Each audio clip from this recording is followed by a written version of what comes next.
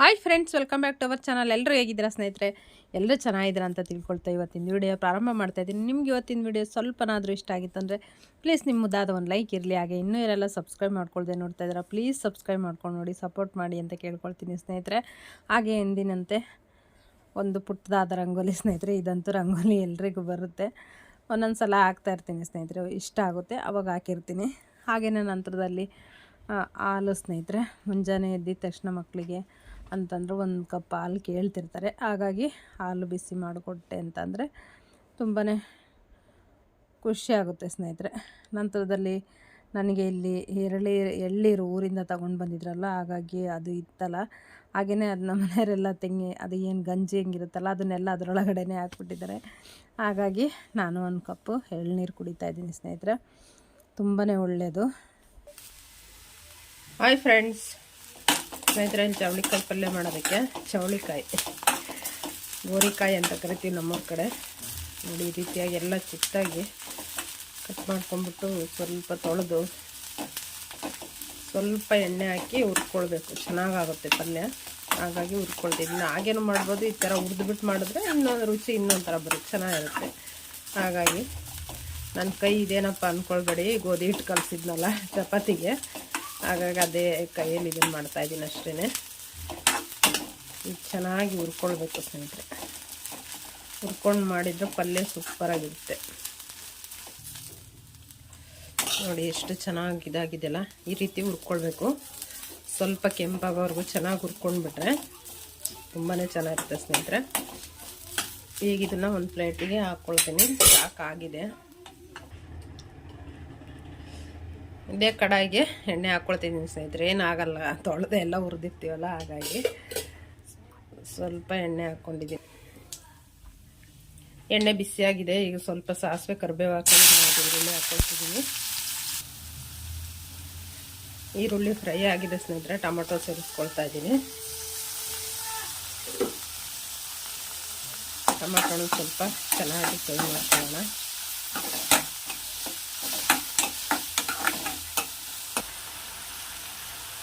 Tomato fry ಆಗ್ತಿದೆ ಸ್ನೇಹಿತರೆ. ಇದಕ್ಕೆ ಅರಿಶಿನ ಪುಡಿ ಹಾಕ್ಕೊಳ್ತಿದ್ದೀನಿ ಸ್ವಲ್ಪ.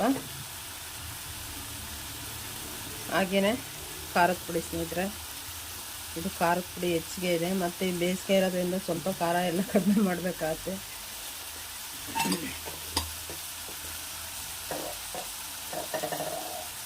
ನಂತರದಲ್ಲಿ ಸಾಂಬಾರು ಪುಡಿ ಹಾಕ್ಕೊಳ್ತಿದ್ದೀನಿ ಸ್ನೇಹಿತರೆ. ಸ್ವಲ್ಪ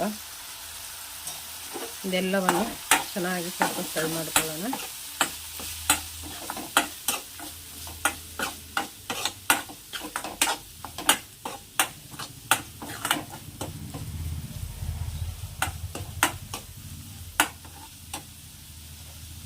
ಈಗ ಇದಕ್ಕೆ ಹುರಿದಿಟ್ಕೊಂಡಿರುವಂಥ ಚವಳಿಕಾಯನ್ನು ಸೇರಿಸೋಣ ಸ್ನೇಹಿತರೆ. ಇದಕ್ಕೆಲ್ಲ ಒಂದೇ ಥರ ಚೆನ್ನಾಗಿ ಹೊಂದಿಸ್ಕೊಳ್ಳೋಣ. ಇಷ್ಟನ್ನೇ ಫ್ರೈ ಮಾಡಿಕೊಂಡು ಊಟ ಮಾಡ್ತಾರೆ ಸ್ನೇಹಿತರೆ, ಚೆನ್ನಾಗಿರುತ್ತೆ. ನಮಗೇನಾದರೂ ಸ್ವಲ್ಪ ನೀರು ಹಾಕಿದ್ರೇ ಅದು ಯಾವುದೇ ಪಲ್ಯ ಆಗಲಿ, ಇಲ್ಲ ಅಂತಂದ್ರೆ ಇದು ಆಗಲ್ಲ. ಯಾಕಂದರೆ ರೊಟ್ಟಿ ಜೊತೆಗೆ ಹಸಿದೆ ತಿಂತಾರಲ್ಲ, ಹಾಗಾಗಿ ಇಷ್ಟೇ ಫ್ರೈ ಮಾಡಿಕೊಂಡ್ರು ಚೆನ್ನಾಗಿರುತ್ತೆ. ನೋಡಿ ಎಷ್ಟು ಚೆನ್ನಾಗಿದೆಯಲ್ಲ, ಇಷ್ಟೇ ಫ್ರೈ ಮಾಡಿಕೊಂಡ್ರು ತುಂಬ ಚೆನ್ನಾಗಿ ಕಾಣಿಸ್ತಾ ಇದೆ. ಯಾಕಂದರೆ ಹುರಿದಿರ್ತೀವಲ್ಲ ಸ್ವಲ್ಪ, ಹಾಗಾಗಿ ಮೆತ್ತಗಾಗಿರುತ್ತೆ. ಹಾಗೇನೂ ತಿನ್ಬೋದು, ಆದರೆ ಸ್ವಲ್ಪ ನೀರು ಸೇರಿಸ್ಕೊಳ್ತೀನಿ ನಾನು. ಇದೆಲ್ಲ ಚೆನ್ನಾಗಿ ಮಿಕ್ಸ್ ಮಾಡ್ಕೊಳ್ಳೋಣ. ಸ್ವಲ್ಪ ನೀರು ಸೇರಿಸ್ತೀನಿ ಸ್ನೇಹಿತರೆ, ಸ್ವಲ್ಪ. ನಿಮಗೆ ಬೇಡ ಅಂತಂದರೆ ಇನ್ನೂ ಸ್ವಲ್ಪ ಚೆನ್ನಾಗಿ ಅದನ್ನು ಫ್ರೈ ಮಾಡ್ಕೊಳ್ಬೋದು, ಇಲ್ಲ ನೀರು ಬೇಕಂದರೆ ಸೇರಿಸ್ಕೊಳ್ಳಿ. ನಾನು ಸ್ವಲ್ಪ ಸೇರಿಸ್ಕೊಂಡಿದ್ದೀನಿ ಸ್ನೇಹಿತರೆ. ಇದಕ್ಕೆ ನಮಗೆ ರುಚಿಗೆ ತಕ್ಕಷ್ಟು ಉಪ್ಪನ್ನು ಸೇರಿಸ್ಕೊಳ್ಳೋಣ ಸ್ನೇಹಿತರೆ. ಈ ಬೇಸಿಗೆ ಆಗಿರೋದ್ರಿಂದ ಉಪ್ಪು ಖಾರ ಎಲ್ಲ ಸ್ವಲ್ಪ ಕಡಿಮೆ ಮಾಡಿದ್ರೇ ತುಂಬಾ ಒಳ್ಳೆಯದು. ಬಿಸಿಲುಗಾಲ ಅಲ್ವಾ, ಹಾಗಾಗಿ ಉಪ್ಪು ಹೆಚ್ಚಿಗೆ ತಿಂತಾಯಿದ್ರೆ ನೀರು ಹೆಚ್ಚಿಗೆ ಕುಡಿಸ್ತಾ ಇರುತ್ತೆ. ಖಾರ ಹೆಚ್ಚಿಗೆ ತಿಂತಾಯಿದ್ರೆ ಹೊಟ್ಟೆ ಎಲ್ಲ ಉರಿ ಆಗ್ತಾ ಇರುತ್ತೆ ಅಷ್ಟೇ. ಹಾಗಾಗಿ ಇದರಲ್ಲಿ ಸ್ವಲ್ಪ ಕಡಿಮೆ ಮಾಡಬೇಕು ಸ್ನೇಹಿತರೆ.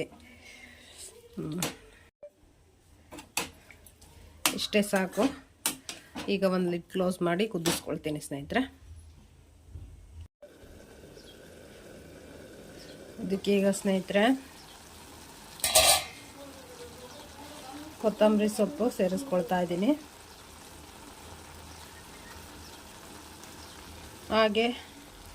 ಹಾಗೆ ಸ್ವಲ್ಪ ತೆಂಗಿನಕಾಯಿ ತುರಿ ಸ್ವಲ್ಪ ತಿರುಗಿಸ್ಕೊಳ್ಳೋಣ. ಸ್ವಲ್ಪ ಫ್ರೈ ಮಾಡ್ಕೊಳ್ಳೋಣ, ಕುದಿಲು ಒಂಚೂರು ಅಷ್ಟೇ, ಚೆನ್ನಾಗಿರುತ್ತೆ. ಕಡಲೆ ಬೀಜದ ಪುಡಿ ಹಾಕಿದ ಶೇಂಗಾ ಪುಡಿ ಚೆನ್ನಾಗಿರುತ್ತೆ. ನಾನು ಇವಾಗ ಅರ್ಜೆಂಟಲ್ಲ, ಹಾಗಾಗಿ ತೆಂಗಿನಕಾಯಿ ತುರಿನೇ ಹಾಕ್ಕೊಂಡಿದ್ದೀನಿ. ಇದನ್ನು ಚೆನ್ನಾಗಿರುತ್ತೆ.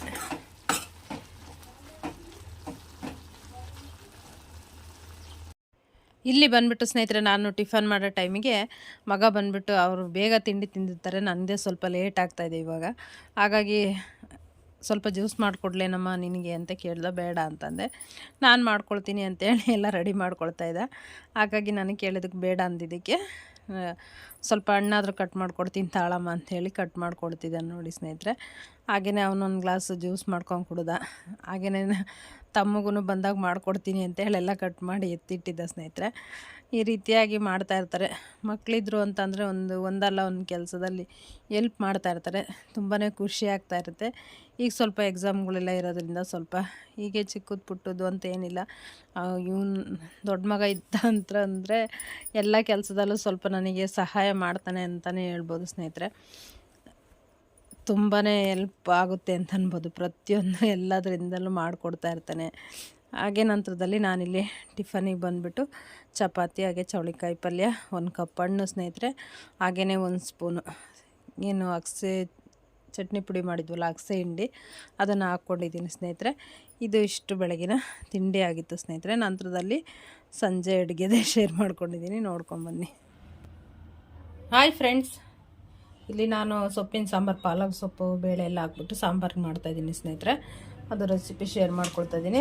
ಅದಕ್ಕೆ 1 ಕಟ್ಟಷ್ಟು ಪಾಲಕ್ಕು ಚೆನ್ನಾಗಿ ತೊಳೆದ್ಬಿಟ್ಟು ಕಟ್ ಮಾಡಿ ಇಟ್ಕೊಂಡಿದ್ದೀನಿ. ಹಾಗೆ ಅದ್ರ ಜೊತೆ 1 ಹಿಡಿಯಷ್ಟು ಕೊತ್ತಂಬರಿನೂ ಹಾಕ್ಕೊಂಡಿದ್ದೀನಿ. ಮೆಂತ್ಯ ಇತ್ತಂದರೆ ಅದನ್ನು ಹಾಕ್ಕೊಳ್ಬೋದು, ಚೆನ್ನಾಗಿರುತ್ತೆ. ನಂತರದಲ್ಲಿ ಕಾಳು ಸ್ನೇಹಿತರೆ, ಕಾಳು ನಾನಿಲ್ಲಿ ಹೆಸರು ಬೇಳೆ, ಹಾಗೆಯೇ ಮತ್ತು ತೊಗರಿಬೇಳೆ, ಹಾಗೆ ಮೊಳಕೆ ಹುಳ್ಳಿಕಾಳು ಸೇರಿಸ್ಕೊಂಡಿದ್ದೀನಿ.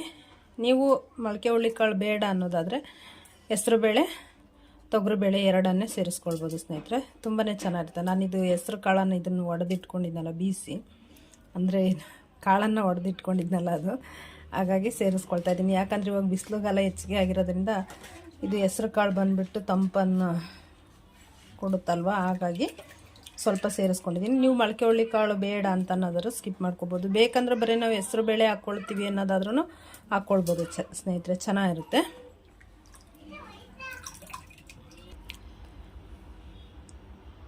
ಕಾಳು ಎಲ್ಲ ಸೇರಿಸ್ಕೊಂಡು ನಂತರದಲ್ಲಿ ಸ್ನೇಹಿತರೆ ಇಲ್ಲ ಸ್ವಲ್ಪ ಚಿಟಿಕೆ ಅರಿಶಿನ ಹಾಕ್ಕೊಂಡಿದ್ದೀನಿ. ಹಾಗೆ ಒಂದು ಅರ್ಧ ಸ್ಪೂನಷ್ಟು ಧನಿಯಾ ಪುಡಿ ಹಾಕ್ಕೊಂಡಿದ್ದೀನಿ ಸ್ನೇಹಿತರೆ. ನಂತರದಲ್ಲಿ ಇಲ್ಲಿ ಬಂದುಬಿಟ್ಟು ಟೊಮೊಟೊ, ಹಸಿಮೆಣಸಿಕಾಯಿ, ಜೀರಿಗೆ, ಹಾಗೆಯೇ ಈರುಳ್ಳಿ, ಬೆಳ್ಳುಳ್ಳಿ ಇದೆಲ್ಲದನ್ನು ಒಂದರಲ್ಲಿ ಹಾಕಿಟ್ಕೊಂಡ್ಬಿಟ್ಟಿದ್ದೀನಿ. ಹಾಗಾಗಿ ಇದೆಲ್ಲವನ್ನು ಸೇರಿಸ್ತಾ ಇದ್ದೀನಿ. ಇದೆಲ್ಲ ಸೇರಿಸ್ಕೊಳ್ತೀನಿ ಸ್ನೇಹಿತರೆ.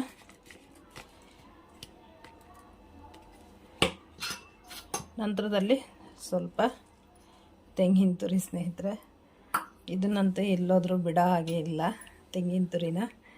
ನಂತರದಲ್ಲಿ ಇದು ಉಪ್ಪನ್ನು ಸೇರಿಸ್ಕೊಳ್ಳೋಣ, ರುಚಿಗೆ ತಕ್ಕಷ್ಟು ಉಪ್ಪು ಸ್ನೇಹಿತರೆ. ನಂತರದಲ್ಲಿ ನೀರು ಸೇರಿಸ್ಕೊಳ್ತೀನಿ. ನೀರು ಕಾಳೆಲ್ಲ ಹೆಚ್ಚಿಗೆ ಹಾಕ್ಕೊಂಡಿದ್ದೀವಲ್ಲ, ಹಾಗಾಗಿ ನೀರು ಸ್ವಲ್ಪ ಹೆಚ್ಚಿಗೆ ಬೇಕಾಗುತ್ತೆ, ನೋಡಿ ಸೇರಿಸ್ಕೊಳ್ಳಿ ನೀವು. ನನಗೆ ಇಲ್ಲಿ ಸಾಂಬಾರು ಬಂದುಬಿಟ್ಟು ಮುದ್ದೆಗೆ ಮತ್ತು ಅನ್ನಕ್ಕೆಲ್ಲ ಬೇಕಲ್ವ, ಹಾಗಾಗಿ ಸ್ವಲ್ಪ ನಾನು ತೆಳುವಾಗೆ ಮಾಡ್ಕೊಳ್ತೀನಿ, ಗಟ್ಟಿ ಏನಿಲ್ಲ. ನಂತರದಲ್ಲಿ ಈ ರೀತಿಯಾಗಿ ಎಲ್ಲ ಒಂದ್ಸಲ ಇದು ಮಾಡ್ಕೊಳ್ಳೋಣ ಸ್ನೇಹಿತರೆ. ಯಾಕಂದ್ರೆ ಅಲ್ಲೇ ಇದೆಲ್ಲ ಹಾಗೇ ಇದ್ದಾಗ ಆಗುತ್ತೆ, ಹಾಗಾಗಿ ಸ್ವಲ್ಪ ಹೀಗೆ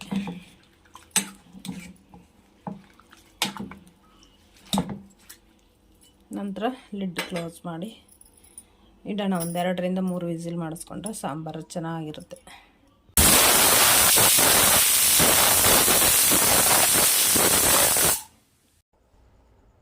ಸಾಂಬಾರು ನೋಡಿ ಈ ರೀತಿಯಾಗಿ ಬಂದಿತ್ತು ಸ್ನೇಹಿತರೆ. ಇದನ್ನು ಸ್ವಲ್ಪ ಚೆನ್ನಾಗಿ ಮಸ್ಕೊಳ್ತಾ ಇದ್ದೀನಿ ಸ್ನೇಹಿತರೆ. ಚೆನ್ನಾಗಿ ಬೆಂದಿತ್ತಲ್ಲ, ಹಾಗಾಗಿ ಸ್ವಲ್ಪ ಈಗ ಅಂದ್ಬಿಟ್ರೆ ಸಾಕು, ಚೆನ್ನಾಗಿ ಬೇಗನೆ ನುಣ್ಣಗಾಗ್ತಾಯಿತ್ತು. ಪೂರ್ತಿ ನುಣ್ಣಗಾಯ್ತಂದ್ರೂ ಊಟ ಮಾಡುವಾಗ ಚೆನ್ನಾಗಿರೋದಿಲ್ಲ ಸ್ನೇಹಿತರೆ.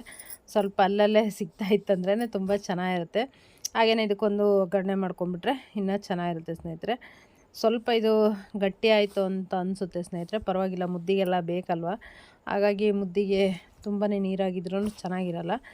ನಂತರದಲ್ಲಿ ಇಲ್ಲಿ ಒಂದು ಪಾತ್ರೆ ಇಟ್ಕೊಂಡು ಅದಕ್ಕೆ ಸ್ವಲ್ಪ ಎಣ್ಣೆ ಸೇರಿಸ್ಕೊಂಡು, ಹಾಗೆಯೇ ಸ್ವಲ್ಪ ಈರುಳ್ಳಿ ಸಾಸಿವೆ ಹಾಕ್ಕೊಂಡಿಲ್ಲ, ಜೀರಿಗೆ, ಹಾಗೆ ಈರುಳ್ಳಿ, ಒಣಮೆಣ್ಸಿಕಾಯಿ ಎಲ್ಲ ಸೇರಿಸ್ಕೊಂಡು ಚೆನ್ನಾಗಿ ಫ್ರೈ ಮಾಡಿಕೊಂಡು, ಏನು ನಾವು ಮಸ್ತ್ ಇಟ್ಕೊಂಡಿರ್ತೀವಲ್ಲ ಸಾಂಬಾರನ್ನು ಸೇರಿಸ್ಕೊಂಡು ಸ್ವಲ್ಪ ಬಿಸಿ ಮಾಡ್ಕೊಳ್ಬೇಕು. ಕುದಿಸ್ಕೊಂಡ್ರೆ ಚೆನ್ನಾಗಿರುತ್ತೆ ಸ್ನೇಹಿತರೆ. ಆಲ್ರೆಡಿ ಎಲ್ಲ ಚೆನ್ನಾಗಿ ಬೆಂದಿರುತ್ತಲ್ಲ, ಹಾಗಾಗಿ ಅಷ್ಟೇನು ಇದಿರಲ್ಲ, ಒಂದು ಕುದಿ ಅಂತಾರಲ್ಲ ಆ ರೀತಿ ಕುದಿಸ್ಕೊಂಡ್ಬಿಟ್ವಿ ಅಂತಂದರೆ ಸೂಪರಾಗಿರೋ ಸಾಂಬಾರು ರೆಡಿ ಆಗುತ್ತೆ ಸ್ನೇಹಿತರೆ. ತುಂಬಾ ಚೆನ್ನಾಗಿತ್ತು. ಕಾಳು ನಾನು ಹೆಚ್ಚಿಗೆ ಕ್ವಾಂಟಿಟಿಯಲ್ಲಿ ಹಾಕಿದ್ದೀನಿ, ನಿಮಗೆ ಕಡಿಮೆ ಬೇಕು ಅಂದರೆ ಕಡಿಮೆ ಇದರಲ್ಲಿ ಹಾಕ್ಕೊಳ್ಬೋದು ಸ್ನೇಹಿತರೆ, ಚೆನ್ನಾಗಿ ಬರುತ್ತೆ.